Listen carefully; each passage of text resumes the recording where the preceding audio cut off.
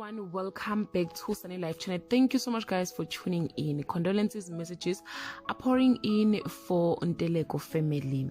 It is with great sadness to share the news of another young South African actor, Luzuko Nteleko's passing. His sister Nomsa shared the bad news on Twitter and it reads, "How do we even begin, Ndlovu?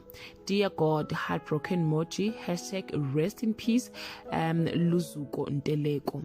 Luzuko is best known for his character as Loiso on Zone 14 and as student constable Lebohang on the street of Mangaung. He passed away at the age of 36, born in 1984, February 16. Luzuko has been fighting for his life after he was diagnosed with stage 4 of rare brain cancer. He once spent 7 weeks in coma with no hope to wake up, but God gave him a second chance and he posted last year, "We serve a living God." Guys, it was not mentioned what took his life, but I assume it health related as he was struggling with cancer. May his family, friends be comforted in this difficult time. Revelation 14 verse 13 reads as follows.